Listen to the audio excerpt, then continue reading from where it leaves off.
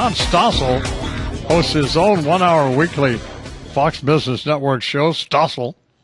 Also does a series of 1 hour specials on Fox News, appears like once a week with O'Reilly, other Fox News programs. Been doing this for about 3 decades.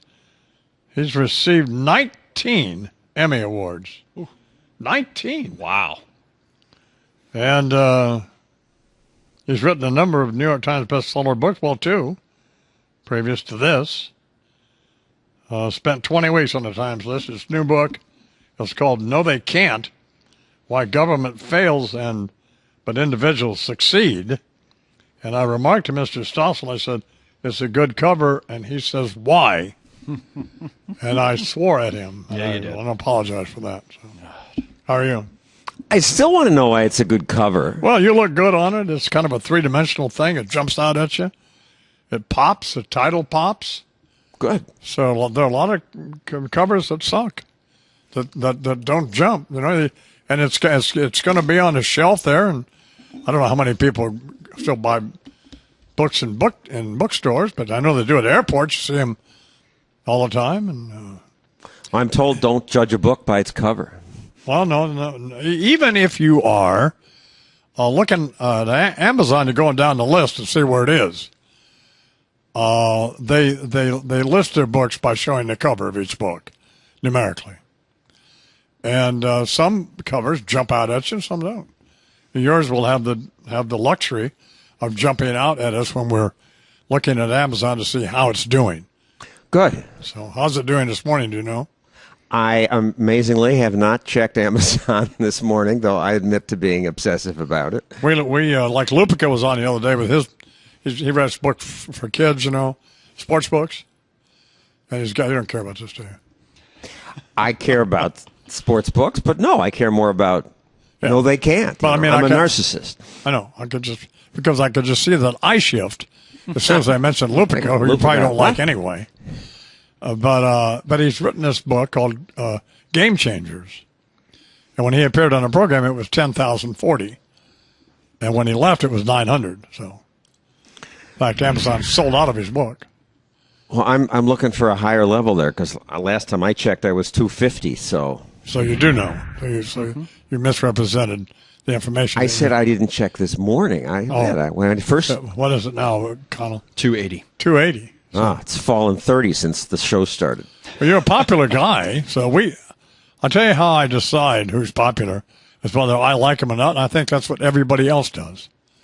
So. Okay, if I pass, then we go like with him. that. That's why we keep asking you to be on. So No They Can't is about what? What I've learned in those 3 decades, actually 4 decades, that everything you think you know about economics is wrong. What you think you know is not so. And so much of it's counterintuitive in this sense that government can fix the economy and make our lives better is just wrong. But individuals do all kinds of cool things, from air conditioning, flush toilets. Most of the good stuff we have is from individuals in spite of government.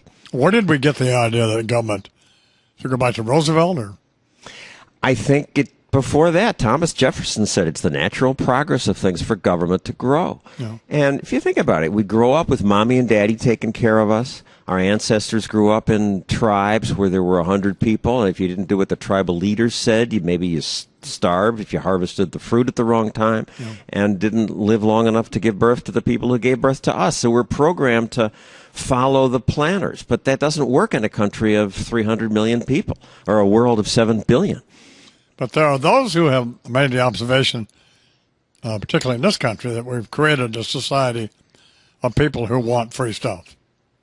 That's one other problem with big government. Once you condition people to think that somebody else is going to bring you stuff, Frederick Hayek said the worst part of socialism is that it changes the character of the people. It makes us passive.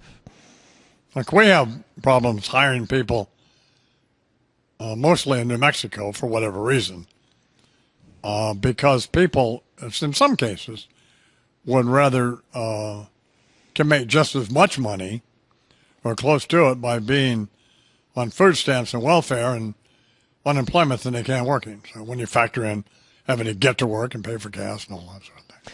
Sure, and they're also less happy that way because what makes you happy is working for your success, earning your money. Yeah. But the people who freeload off food stamps or whatever are not the big problem. The big problem are us wealthier people who get handouts from government and Medicare, because people, the baby boomers, I'm one, and I rudely refuse to die, and I want all that free stuff they've promised and all the best medical care that's now available. So we buy, no they can't, which we want people to do this morning, why government fails but individuals succeed. Well, give me a couple of things we're going to learn. So. It's a happy story because individuals do succeed. I like happy stories. In so many ways that you don't anticipate things would work out if you leave people alone. I mean, impersonal market forces. It's hard to explain to people. The invisible hand, it's invisible. Or Hayek called it the spontaneous order. And think about it this way. If you'd never seen a skating rink, and I told you, I'm a greedy businessman, you're the regulator, should this be approved? I want to bring this big ice rink to New York, and people will strap sharp blades to their feet and zip around, young and old, different skill levels, and my only rule, you have to go counterclockwise. Intuitively, you'd say, no, you got to have skating stoplights or skating police or ban it, but it does work out. There is a spontaneous order. That's the free market in a larger sense in the whole world, and we should respect that and stop killing it. It's making my hair hurt trying to understand what you're saying. Darn it, if I can't get to Imus, how can I get to America? Colin gets it. You got to get to me.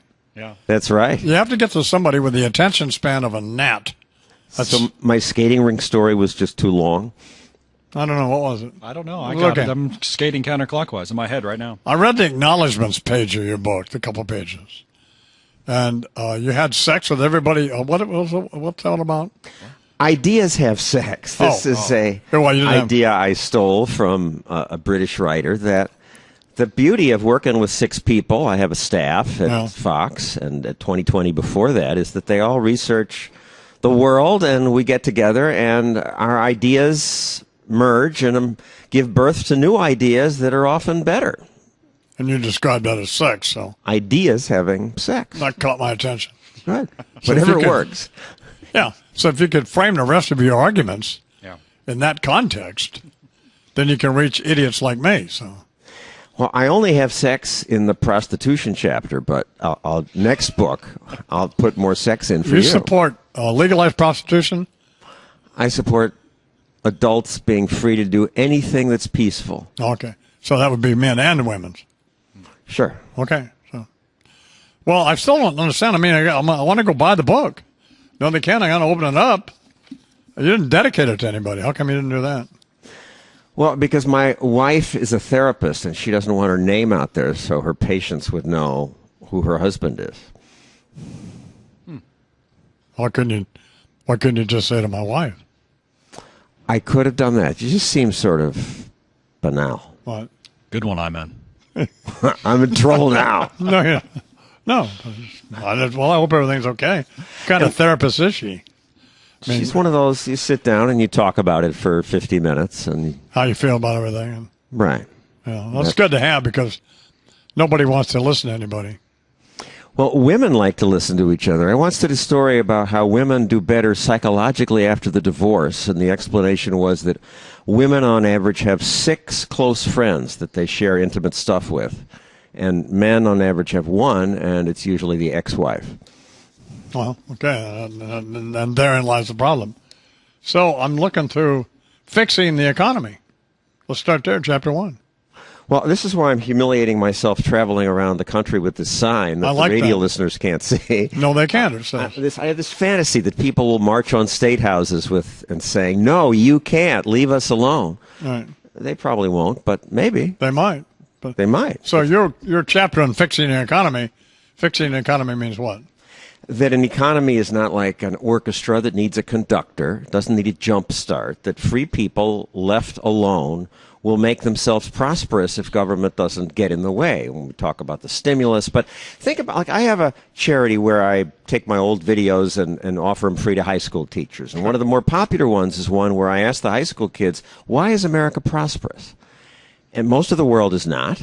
Why are we prosperous? 8 7 billion people on Earth, 2 billion live on a buck or two a day, and they have no idea. Then one kid says, oh, I know, we have democracy, and we have natural resources.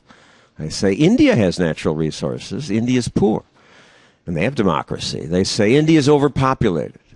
Actually, the population density of India and New Jersey are about the same. New Jersey does okay. Yeah. And think about Hong Kong. It has no natural resources. It's just a rock. And no democracy, never had it. They had the British rulers and now the communist Chinese. And yet Hong Kong made itself rich in just 50 years, went from third world to first world, because they had what it takes. We know what works. Economic freedom and rule of law. You need rule of law to make sure you're willing to build the factory because you know the dictator won't steal what you make. Sure. And then the British rulers gave them that, and then they sat around and drank tea. They left free people alone. You know, what you say makes sense. Thank goodness. Well, no, it does. It makes sense to you. I mean, it's outrageous. Billions of people living in dire poverty. Free markets could lift them out. I mean, that resonates with me. Now, if you can reach me, you can reach anybody. Lowest common denominator, Yeah, IMAs. that's exactly right. So when it comes to stuff like this, so Good. good for you. John Stossel won so many awards that it's annoying me and Connell. That's fine. He's had 2 bestsellers already. This is destined to be another. It would be helpful if you would buy it this morning. I'll tell you why. Because it will help Mr. Stossel and proselytize his message, but it will make me look good. And what is this about? Exactly. This is about me.